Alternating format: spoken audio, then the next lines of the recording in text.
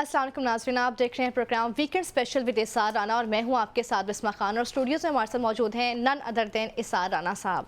तो नाज़रीन, आज के प्रोग्राम में हम बात करें कि नून लीग का अहम इजलास हुआ। नवाज शरीफ ने एक बार फिर से जो सारा मलबा डाल दिया है लंदन प्लान पर। कहते हैं कि 2013 में मेरी हुकूमत के खिलाफ साजिश की गई, जानबूझकर मेरी हुकूमत को जो है वो गिराया गया और नून लीग की सदारत से हटाने का फैसला भी नून लीग की सेंट्रल कमेटी का नहीं बल्कि किसी और का था। तो किस तरफ इशारा कर रहे हैं नवाज शरीफ साहब, उस पर बात करेंगे। साथ ही इसी अहम इजलास में वज़ीर आज़म शहबाज शरीफ भी मौजूद थे और उन्होंने बात करते हुए कहा कि नवाज शरीफ को सदारत से हटता हुआ देखना एक इंतहाई जुल्म की बात है जो मैं कभी बर्दाश्त नहीं कर सकता। जब उनको हथकड़ियाँ जो है वो लगी, वो मंजर जो था वो मेरे लिए किसी क़यामत से कम नहीं था। तो ये सारी बातें उन्होंने उस इजलास में की। तो क्या पार्टी की जो सीनियर लीडरशिप है वो वज़ीर आज़म शहबाज शरीफ से बतौर सदर रहने पर इतना खुश नहीं है? क्या चल रहा है पार्टी में, इस पर बात करेंगे। साथ ही साथ बात करेंगे अदलिया मुखालिफ मुहिम में सुप्रीम कोर्ट ने आज खुद नोटिस ले लिया है। पिछले दिनों फैसल वावदा साहब हैं, उन्होंने प्रेस कॉन्फ्रेंस की और अदलिया पर खूब तनकीदी निश्तर चलाए।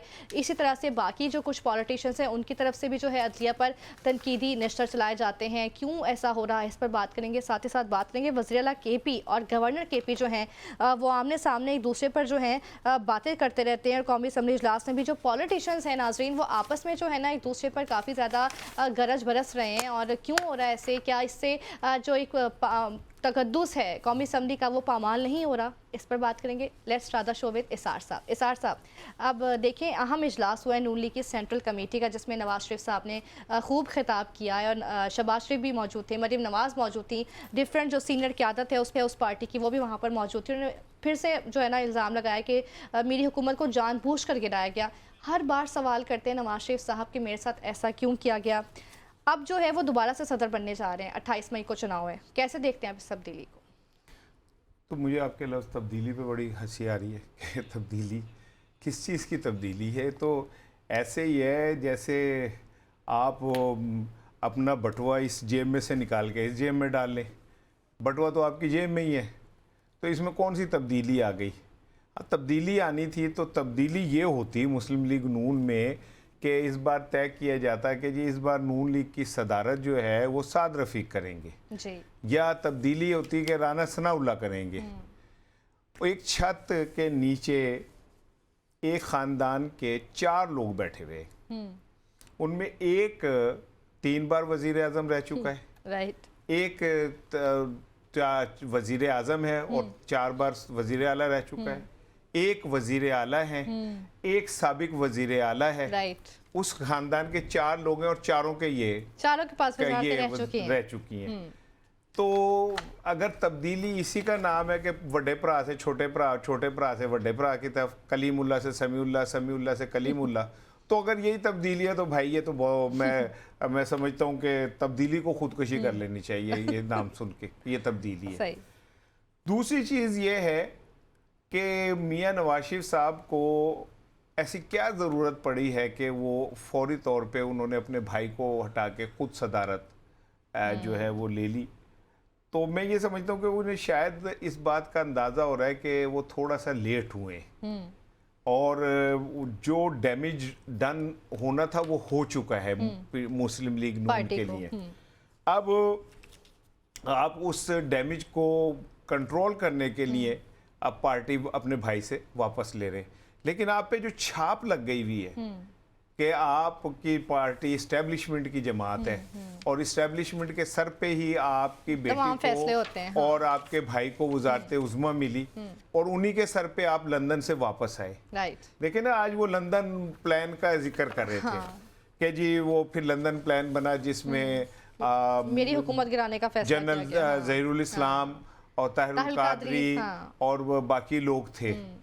तो उन्होंने अपने लंदन प्लान का नहीं बताया कि अपने लंदन प्लान में कौन था जिसने उन्हें ये कहा कि आप आए, आपके सारे केसेस खत्म हो जाएंगे, आप आए इमरान खान जेल चला जाएगा, आप आए वो नाअहल हो जाएगा, आप आए आपको इलेक्शन के लिए खुला माहौल मिलेगा। ये कौन था जिसने उन्हें ये श्योरिटी दी थी?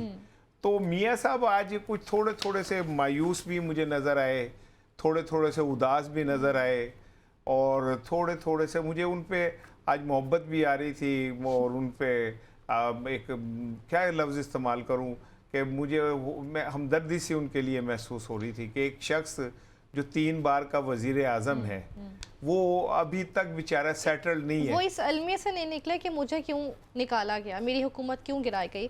लेकिन शहबाज शरीफ साहब जो थे वो काफ़ी खुश नजर आ रहे थे, कह रहे थे नून लीग की सदारत नवाज शरीफ को लौटाना मेरे लिए जो है वो एजाज़ की बात है, मैं जो हूँ आज मुतमईन हूँ। हाँ, वो एक्चुअली शहबाज शरीफ साहब ये कह रहे थे कि जागदे रहना तो हुण मेरे ते ना रहना, ठीक है ना।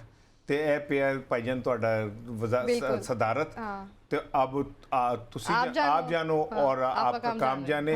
और वो बसों पे लिखा होता है ना कि सवारी अपने सामान की खुद हिफाजत करे, बस उन्होंने ये नहीं कहा कि सवारी अपने सामान की खुद हिफाजत करे, बाकी उन्होंने यही कहा है कि भाईजान मेरी जान छूटी सो लाखों पाए, ठीक है, अब आप जाने और आपका काम जाने। तो शहबाज शरीफ साहब तो वैसे भी मुस्लिम लीग नून के सदर नहीं थे, वो तो खुद कहते हैं कि मैं एस्टेब्लिशमेंट की आंखों का तारा हूँ, और वो तारे हैं, ट्विंकल ट्विंकल लिटिल स्टार हैं तो वजीर आजम में ना आए तो नवाज शरीफ थे वजीर आजम बनने, ऐसे ही है, ठीक है। और बड़े अरमानों से रखा है सनम तेरी कदम, ठीक है, वो बड़े अरमानों से उन्होंने कदम रखा था, फिर दिल के अरमासुओं में भी बह गए, बिल्कुल, ठीक है। अब उन्हें नजर आ रहा है कि मेरा भाई वजीर आजम बन गया, मेरे साथ हाथ हो गया, तो बिल्कुल एक साइड पे हो गया। बस वो अब ये सदारत लेके अब वो जरा नई इनिंग खेलना चाह रहे हैं। कौम से भी बड़े जो है वो नाउम्मीद हैं। नवाज शरीफ साहब कह रहे हैं कि कौम ने जो है मेरा दिल तोड़ दिया है और मेरा उस तरह से साथ नहीं दिया जिस तरह से वो एक्सपेक्ट कर रहे थे उनसे। क्या साथ थे कौम के बच्चे पिछले 35-40 सालों में एक नस्ल जवान होके और बूढ़ी होने वाली है और उन्हें कख नहीं मिला इस सियासत से।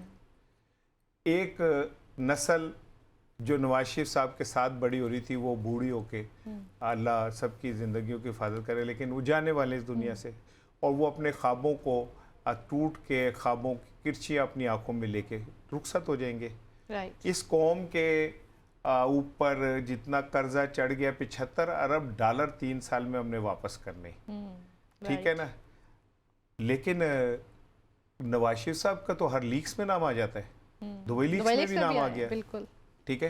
कौन सा ऐसा लीक है जिसमें नवाज शरीफ साहब की जायदाद नहीं निकल रही, और कौम क्या दे आपको? 3 दफ़ा आपको वजीर आज़म बनाया, 7 दफ़ा आप दोनों भाइयों को वजीर आला पंजाब बनाया जो पाकिस्तान का 70% है, अब आपकी बेटी को बना दिया, इसे मिला के 8 दफ़ा हो गया। What more you want from nation? कौम क्या दे आपको? आपके लिए तहरीक निजातों में लोगों ने जाने दी, आपके लिए उन्होंने गिरफ्तारियां दी, जेलें भुगती, मारे खाई, ठीक है। कौम ने 3 दफा आपको वोट दिया, आपने कौम को क्या दिया? मेरा सवाल तो ये कि आपने कौम को क्या दिया? राइट। कौम को भूख दी, नंग दी, इफलास दिया, गुर्बत दी, बेचारगी दी, बेबसी दी। आपने इन 35-40 सालों में कौम को क्या दिया? आपके तो जायदादें बढ़ गई, आपके तो कारोबार चमक गए, आपकी तो बाहर भी जायदादें बन गई। कौम की क्या रहा? कौम की जो एक सफेद पोश था वो गुर्बत की लकीर के पास पहुंच गया। जो एक गरीब आदमी गुर्बत की लकीर के था वो बिल्कुल नीचे चला गया, जो बिल्कुल नीचे था वो बिल्कुल ही खत्म हो गया। ऐसे ही है। आपने कौम को क्या दिया? बिल्कुल धोखा। आपने कौम को क्या दिया? फ्रेब। तो राणा साहब वो तो कहते हैं कि हम अगर हमारी हुकूमत ना गिराई जाए तो पाकिस्तान एशिया में सबसे आगे होता। आज ही मरियम नवाज साहिबा जो है उन्होंने एक IT सिटी का इफ्तिताह किया, उस पर काफ़ी कुछ उन्होंने कहा कि हमारे कायद ने ये दिया है मुल्क को, वो दिया है, हमारे कायद ने नया IT सिटी जो है पाकिस्तान को दिया है नवाज शरीफ साहब ने। तो अगर उनसे आप पूछें तो उनके पास तो एक लंबी लिस्ट है गिनवाने की। देखिए मैं एक बात बताऊँ, नवाज शरीफ अच्छे हैं बुरे हैं, इमरान खान अच्छा है बुरा है, आसिफ जरदारी अच्छे हैं बुरे हैं। जब आप उनको काम ही नहीं करने दिया जाएगा, उन्हें उनकी मुद्दत ही पूरी नहीं होने दी जाएगी, उनको जब मुल्क थोड़ा सा स्टेबल होता है अचानक पता चलता है कि हमारे ऊपर बैठा हुआ हुक्मरान तो बड़ा वो है क्या कहते हैं लुटेरा है, उसमें तो 100 ऐब है। आज इमरान खान में 100 ऐब है ना, कल तो इमरान खान एस्टेब्लिशमेंट का आंखों का तारा था। ऐसे ही आज नवाज शरीफ बाहर बैठ के रो रहे हैं, वो तो पिछले 40 साल से एस्टेब्लिशमेंट की आंखों के तारे थे। तो ये बात तो मैं नवाज शरीफ साहब की मानता हूँ, बिल्कुल मेरा इस बात पे यकीन है कि नवाज शरीफ अच्छे हैं या बुरे हैं। आप जब उन्हें पूरा मुद्दत ही नहीं करने देंगे, आवाम के जरिए उनका हिसाब ही नहीं होने देंगे, तो फिर मैं नहीं समझता कि मैं नवाज शरीफ साहब को किसी बात पे को पकड़ सकता हूँ गिरबान से, ठीक है ना। तो ये तो हमारे इदारों को भी सोचना चाहिए।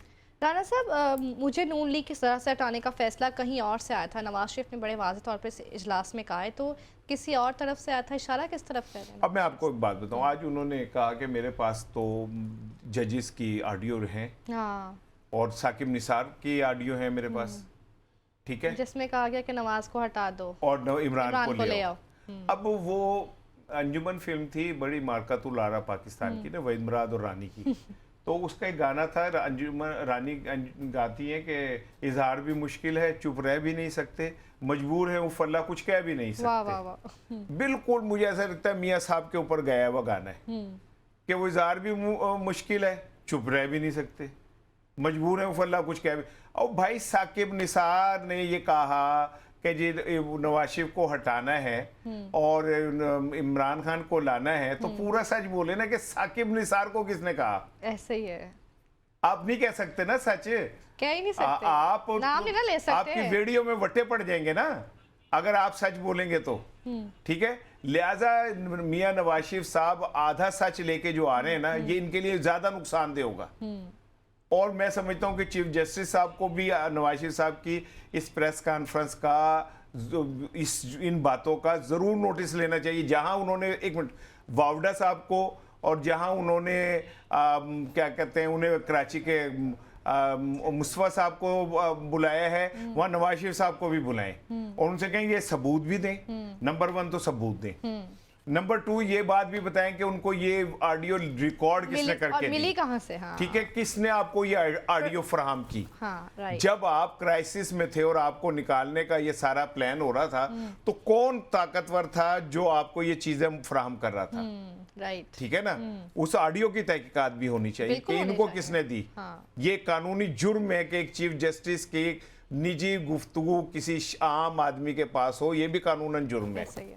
तो मियाँ साहब से ये भी पूछना बनता है कि आपको ये ऑडियो किसने फराहम की, और मियाँ साहब पूरा सच बोलें। वो तो गुजरांवाला के जलसे में किसी और के नाम ले रहे थे, मरियम साहिबा तो किसी और का नाम ले रही थी अपने तकरीरों में, ओपनली ना बात कर सकते। और अब वो उन्होंने स्टांस बदल लिया। हाँ। तो काका इस तरह काम नहीं चलेगा, ठीक है ना। वो एक बंदा जंगल से गुजरा था तो एक सांप लटका हुआ था, तो उसने कहा काका सिर्फ लटकने से काम नहीं होगा, दूध भी पिया कर फिर कद बढ़ेगा, ठीक है ना।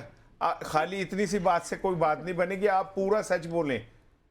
आप पूरा सच अवाम को भी जानना जरूरी है, अवाम भी सवाल करती है, उनके जहनों में भी आप तो कहते थे कि जनरल बाजवा और जनरल बाजवा और जनरल फैज आपके खिलाफ साजिश कर रहे थे। अब हमें आप बता रहे हैं कि साकिब निसार ने साजिश की। अच्छा राणा साहब, सारे सियासतदान सच बोलते नहीं? देखिए बात यह है कि सच और झूठ का तो सारे पाकिस्तानी भी सच नहीं बोलते।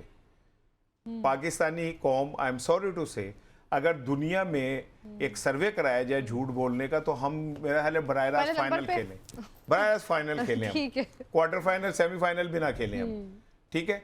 तरबूज बेचने वाले से ले लें जो दुआने के अंदर लाल टीका लगा रहा होता है, ठीक है।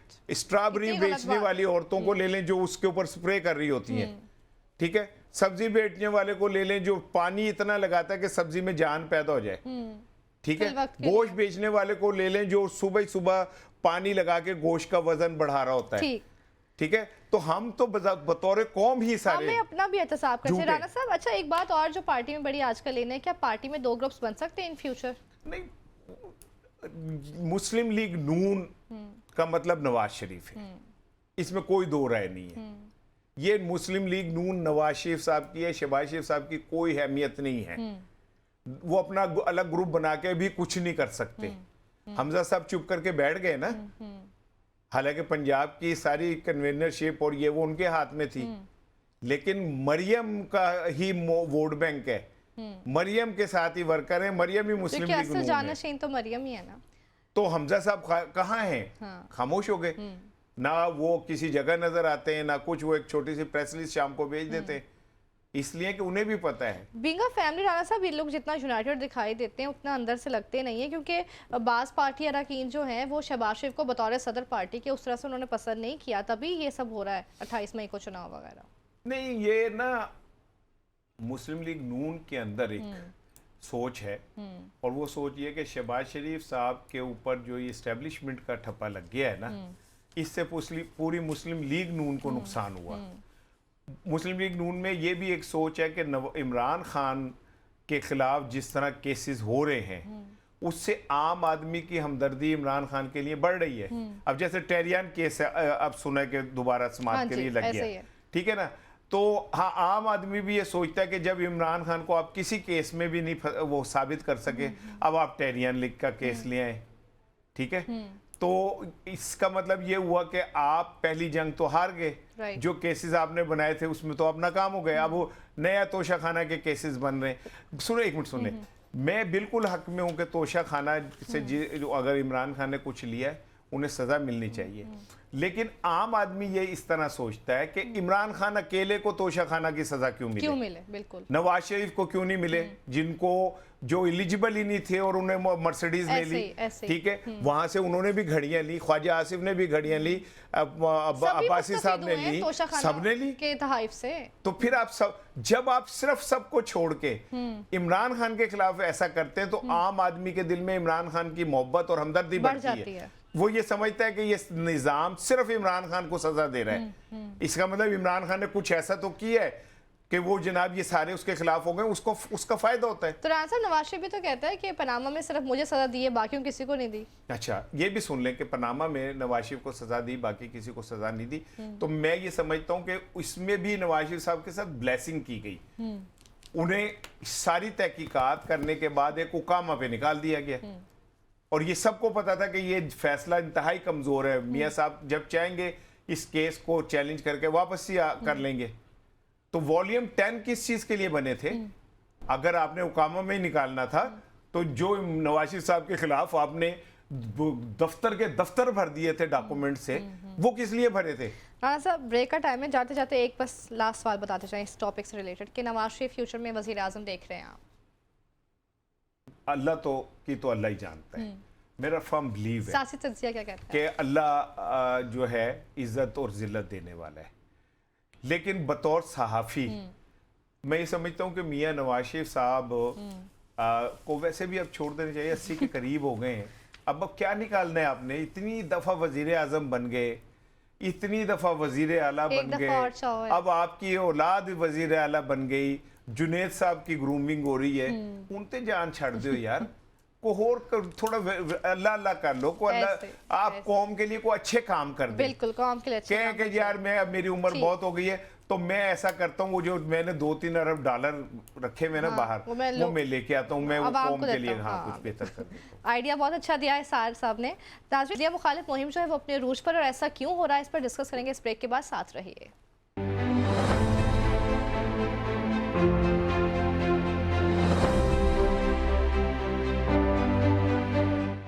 वेलकम बैक नाज़रीन। अदलिया मुखालिफ मुहिम की बात कर रहे हैं हम, जहां फैसल वाबडा जो हैं उन्होंने पिछले दिनों प्रेस कॉन्फ्रेंस करी और जो है काफ़ी तनकीदी नश्तर बरसाएँ अदलिया को, जजेस को जो है अपने उस पर उन्होंने रखा है पॉइंट ऑफ व्यू पे कि हम जो है इस तरह की बातें बर्दाश्त नहीं है कि मेरे तक कोई आएगा तो मैं भी जो है उनकी पगड़ी का फुटबॉल बनाकर खेलूँगा। इस तरह की बातें जो है मुस्तफ़ा कमाल ने भी की हैं। तो राना साहब से पूछते हैं कि क्या ये रुझान ठीक है?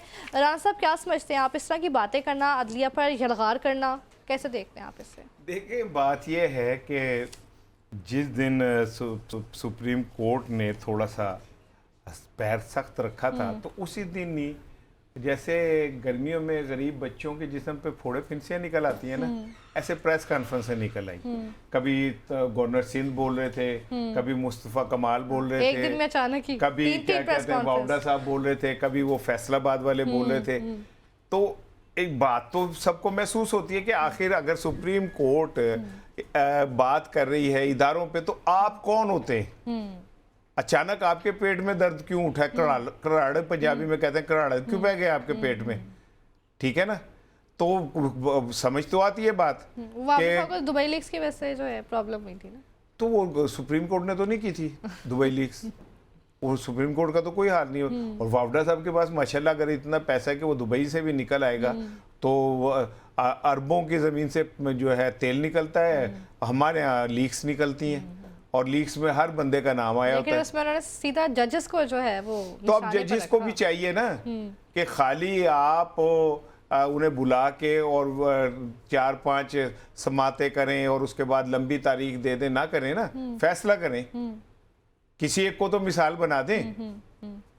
ये सारी सजा इमरान खान को देनी है, ये सारे देंगे सजा सारे मैं यही तो कह रहा हूँ कि क्या सारे ज़ाब्ते इमरान खान के लिए रह गए? बाकियों को भी जरा किसी जगह कर लेना। आप तो खुद इमरान खान की कैंपेन करते हैं, ये सारे इदारे इमरान खान को हीरो बनाते हैं इनडायरेक्टली, ठीक है ना।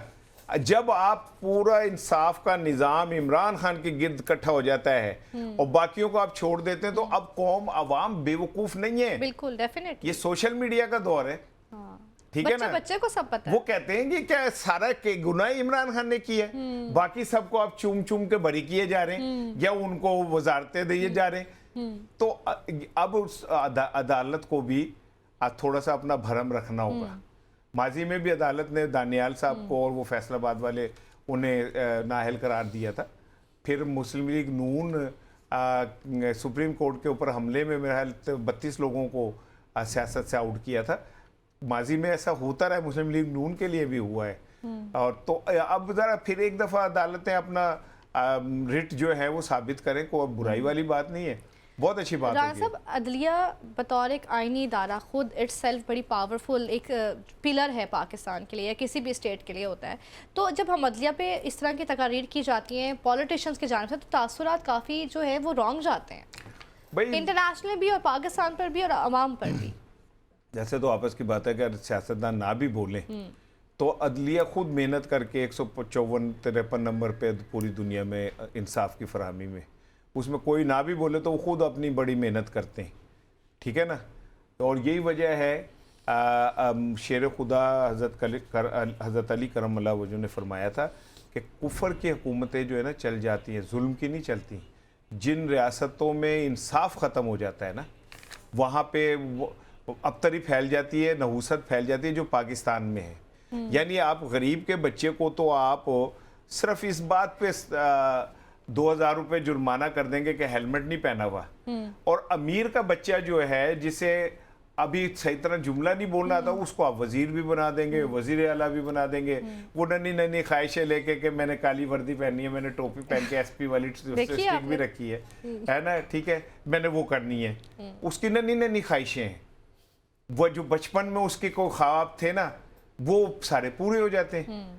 तो हम अमीर गरीब का बच्चा जो है बेचारा, उसको तो अगर वो 18 साल से कम है तो आप उसके ऊपर केस बना देते हैं और वो सारी जिंदगी का उसके ऊपर एक निशान क्रिमिनल रिकॉर्ड में आ जाता है, ठीक है। आपके बच्चे हर लीक्स में आपका नाम निकल आए, आपके बच्चों का कि ओथे उधर भी जायदाद है, ओथे भी जायदाद है, उनका कुछ नहीं हो सकता, ठीक है। इमरान खान की तस्वीर लीक हो गई, इस पे तहकीकाती वो बन गया, लेकिन कोई दुबई लीक्स हो गई, पनामा लीक्स हो गई, कोई लीक्स हो गई, उस पर कुछ नहीं होता। नहीं, बड़ी बात है ये। ऑडियो लीक्स हो जाए जजेस की, कोई बात नहीं, वीडियो लीक्स हो जाए, कोई बात नहीं, उस पे कौम का पैसा है ना, वो उसकी क्या फिक्र किसी को। इमरान खान की तस्वीर लीक हो जाए तो वो ये बहुत क़यामत वाली बात है।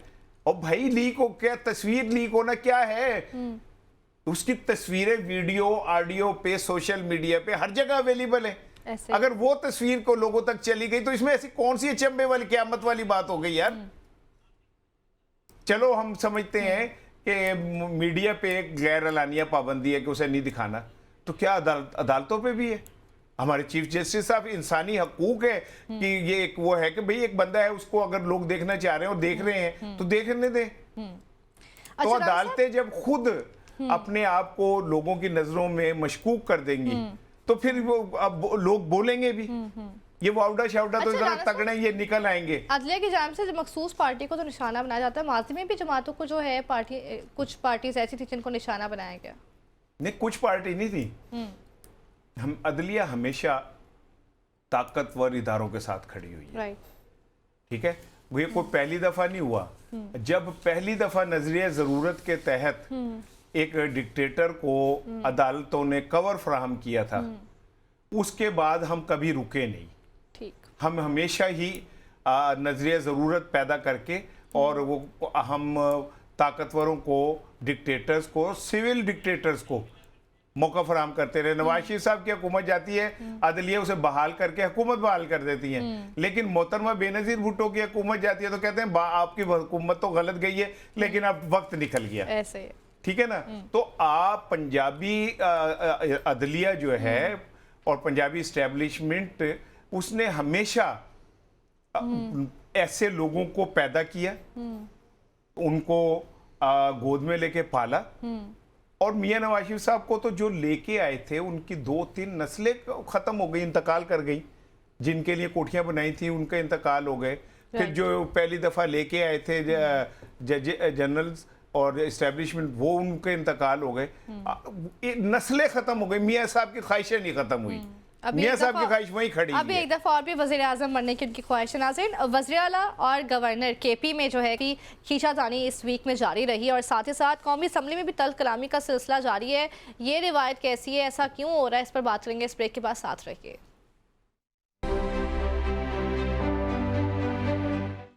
वेलकम बैक नाज़रीन। बात कर रहे हैं कि वज़ीर आला केपी और गवर्नर केपी में आखिर ये खींचातानी का सिलसिला क्यों चल रहा है। सार साहब, क्या लगता है ये जो एक देख रहे हैं हम माहौल सियासी गर्मा गर्मी का, ये होना चाहिए बजाय इसके कि आवाम की फलाह के लिए सोचें, वहाँ के मसाइल के बारे में सोचें, आपस में जो हैं वो लड़ रहे हैं एक दूसरे से? देखिए, एक बात तो आप समझें कि जो मुजफ्फराबाद वाला वाक़या हुआ है ना, उसने एक अच्छी प्रेसिडेंट नहीं बनाई। और हाँ, हमारे कहीं ये बात अब आम आदमी में भी है कि भाई गैपको गुजरांवाला जो है, गैपको वो हम गुजरांवाला को 65 रुपए की यूनिट दे रहा है, वही गैपको जो है वो मुजफ्फराबाद को 3 रुपए का दे रहा है। तो ये बड़ा जुल्म है। दूसरी बात ये कि केपीके के अगर कुछ वाजिबात हैं तो वो देने चाहिए। वो गरीब मुल्क है, वो सूबा है, ठीक है, तो उसके जो उसके बनते हैं वो दे देने चाहिए। अच्छा, तीसरी बात ये है कि केपीके के जो वजीर आला हैं, उन्हें हवाई फायरिंग का बहुत शौक है और वो इस तरह की फायरिंग शायरिंग डायलॉग शायलॉग मारते रहते हैं, तक गरमाते रहते हैं पीटीआई के लोगों को। अदरवाइज मैं जाती तौर पे समझता हूँ कि एक सीएम को इतना ज्यादा जज्बाती नहीं होना चाहिए जितने वो हैं। लेकिन ये पीटीआई की इस टाइम जरूरत है कि एक मुजाहमत जो है कहीं ना कहीं से इस सिस्टम के लिए मौजूद रहनी चाहिए, ठीक है, और ये सिस्टम इतना उसके आके आजिज हो जाए, ठीक है, कि ये कोई गुस्से में रद्द-ए-अमल दे। देखे ना, मैं समझता हूँ कि मैं इस बात को कतन पसंद नहीं करता, मैं कंडेम करता हूँ कि गवर्नर केपीके के साथ जिस तरह उनके नेक्सी का मामला हुआ, हाँ जी, वो करिए, मतलब ये छोटी चीजें बहुत, बिल्कुल, मतलब ये तो बच्चों वाली बातें हो गई कि मैं आपका कप उठा लूं और मैं आपको मैं आपका जनाब मोबाइल आपको नहीं दूंगा, मैं चार्जर नहीं देता, तुम्हारा मोबाइल बंद हो जाएगा, अच्छा तुम्हें पता चलेगा। मतलब कौम किसी और तरफ जा रही है। अलमिया देखें कि केपीके में भी भूख और गुर्बत है, सिंध में भी है, पंजाब में भी है। पंजाब की सीएम जो है वो, उन्हें शौक है कि वो कैप शैप पहन के, काली वर्दी पहन के, और वो जरा तस्वीरें बनाए, कभी डॉक्टर बन जाती हैं। वो उनके अंदर नन्ही नन्ही ख्वाहिशें, मासूम ख्वाहिशें वो पूरी कर रही हैं। प्यारी तो लगती है। दूसरी तरफ हाँ यार माशाल्लाह प्यारी तो लगती है। इस बात से तो आप एग्री करें। नहीं, मैं तो कह रहा हूँ कि अब मैं इस पे कोई कमेंट्स नहीं कह सकता, ठीक है। प्यारी तो वो बच्ची भी लगती है। We are blessed to have such a beautiful वज़ीर आला पंजाब। बिस्मा, मैं कह रहा हूँ प्यारी तो वो बच्ची भी लगती है जो रीगल चौक में फूल बेच रही होती है ना, लेकिन उसका बाप नवाज शरीफ नहीं है, ठीक है। प्यारी तो वो बच्चियां भी हैं जो घरों के अंदर जहेज के लिए बूढ़ी हो जाती हैं और कुछ नहीं होता। प्यारी तो वो बच्चियां भी हैं जो अपने घर की इज्जत बचाने के लिए घरों से बाहर निकलती हैं, नौकरियां करती हैं, मर्दों के मुआशरे में इस्तेसाल का शिकार होती हैं। उनके सर पे कोई बड़ा नहीं है ना ताकतवर, इसलिए वो प्यारी बच्चियां नहीं है। मरियम इसलिए प्यारी बच्ची है कि उनके वो शाही खानदान से है ना, ठीक है। अगर खूबसूरती का यही म्यार है तो करते रहे ये खूबसूरती का म्यार, लोग भूखे मरते रहे, ऐसे आप खूबसूरती के म्यार को पूरा करते रहे, लोग एड़ियां रगड़ते रहे, आप अपने चेहरे की चमक दिखाते रहे, लोग खून की उल्टियां कर रहे हो भूख के मारे, आप अपनी मुस्कुराहटें तकसीम करते रहे। एक वजीर आला बढ़ के मारता रहे, वो रास्ते बंद कर दे, वो घर बंद कर दे। मैं इस सारे माहौल में वजीर आला सिंध को क्रेडिट देता हूं कि वजीर आला सिंध जिस ग्रेस के साथ, इस पे बहस नहीं मैं कर रहा कि वो क्या परफॉर्म, बहुत ज्यादा अच्छी परफॉर्मेंस है या नहीं है, लेकिन he is a very graceful CM. ना वो कोई बहुत टिकटॉक, ना कोई भड़के मार रहे हैं, ना कुछ, जो काम है वो कर रहे हैं। बिल्कुल राइट, ठीक है ना। अगर मैं इन तीनों सीएम्स का कंपैरिजन करूं तो मैं तो ये समझता हूं कि ये पाकिस्तानी कौम का अलमिया है कि हमें भड़कबाज लीडर मिलते हैं, हम उनके पीछे चल। राना साहब, कौमी असम्बली में अरकान के दरमियान जो तल्ख कलामी हो रही है, आइन की बालादस्ती के लिए पार्लियामेंट को जो है उसके वकार को मजरू नहीं करना चाहिए, ये क्या रुझान है? जल्दी से आपका कमेंट लेते हैं, फिर क्लोजिंग। लतीफ़ा सुन ले कि उनको जो है एक सेशन के लिए मुअत्तल कर दिया गया, और वो सेशन पता है कितनी देर का था? मैं 2.5 मिनट का मुअत्तल किया। उसके बाद उन्होंने कहा जी आज का आपका सेशन खत्म होता है, अब हम अगले सेशन पे मिलेंगे। यानी इतने जुमले कहना मुअत्तली है। अगर आप खुद अपनी इज्जत नहीं करवाना चाह रहे, आप खुद अपनी पार्लियामेंट की तकदीस का ख्याल नहीं कर रहे, आप खुद अपनी खवातीन पार्लियामेंट की मिंटेरियंस की हुर्मत का पैरा नहीं दे रहे, तो फिर किसी और ने क्या खाक देना है? राइट। आपने उन्हें 1.5 मिनट के लिए मुअत्तल किया, तो क्या आप गोंगलू से मट्टी चाड़ रहे हैं? ठीक है, आप ये इस तरह करके आप अपना पॉइंट स्कोरिंग कर रहे हैं। उनके खिलाफ बाकायदा कोई कार्रवाई, मजबूत कार्रवाई होनी चाहिए थी, ताकि फॉर द नेक्स्ट टाइम भी जो है, ताकि और खवातीन जो हैं जो वहां पे मौजूद हैं, आइंदा उनकी तरफ कोई इस तरह के जुमलेबाजी ना कर सकता। कोई ये क्या नाम है, ग्वाल मंडी है, ग्वाल मंडी में भी, आई एम सॉरी मैं गलत जुमला बोल गया, ग्वाल मंडी एक मोजिज जगह है, आई एम सॉरी, मैं अपने अल्फाज वापस लेता हूँ कि ये कोई मछली मंडी है जहाँ पे आप खड़े होकर ऊंची ऊंची जो मर्जी करते रहे? ये कोई पार्लियामेंट है? हमने पैसे देके आपको वहां भेजे, आप हमारी पैसों पे काम कर रहे हैं, तनख्वाहें लेते हैं हमसे, एसी चलाते हैं, गाड़ियां चलाते हैं, पेट्रोल मुफ्त लेते हैं, बिजली मुफ्त लेते हैं, मेरे पैसों से लेते हैं आप। मेरी इज्जत का ख्याल करें आप, अपनी इज्जत वड्डे, हमारे पैसों से इज्जतें करवा रहे हैं आप अपनी। जिनके पैसों पे आप सारा कुछ ये कर रहे हैं, उनकी इज्जत कौन करेगा? उनका ख्याल कौन रखेगा? सही कह रहे हैं। स्पीकर साहब को भी इसमें सोचना चाहिए। मैं फिर मुतालबा करूंगा कि अगले इजलास के अंदर स्पीकर साहब इस पे फिर एक्शन ले और उनको तंबी ना करें, उनको कोई मिसाल बनाए ताकि आइंदा कोई इस तरह की जबान इस्तेमाल ना कर सके। बिल्कुल ठीक है सार साहब, बहुत शुक्रिया। प्रोग्राम का वक्त अभी खत्म हो गया। नाज़रीन, सियासत में अदम बर्दाश्त का जो रुझान है वो बिल्कुल ठीक है। जो जमहूरी रिवायात है उनको बरकरार रखना जो है वो काफ़ी जो है ज़रूरी है। और आवाम के भला के लिए जो है हर एक किसी को सोचना चाहिए अपनी अपनी सतह पर। अगर आपको कौमी असम्बली में या कहीं भी भेजा जाता है, वो प्लेटफॉर्म आपके लिए वहाँ पर इसलिए है ताकि आप आवाम के मसाइल को वहाँ पर रख सकें, ना कि आपस की लड़ाई, आपस की तल्ख कलामी और इस तरह का लहजा सूट नहीं करता। आज के प्रोग्राम से इतना ही। अल्लाह हाफिज़।